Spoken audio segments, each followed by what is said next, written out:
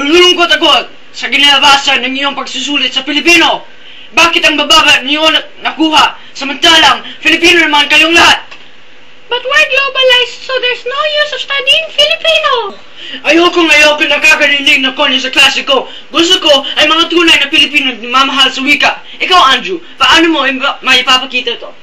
Pagkanta po ng Bayang Magil with all my heart and all my soul. Hindi gusto ko ang sagot. At upang hinirang po ang pamagat. Mahusay! Ang pagbigkas ng manatang makabayan. Tama ka, Ginoo. Ayos! Amerikano po ako. Alam ko pong pinagam. Gagayahin ko si Jose Rizal. Tama ka, Carlo. Para sa iyong gawaing bahay.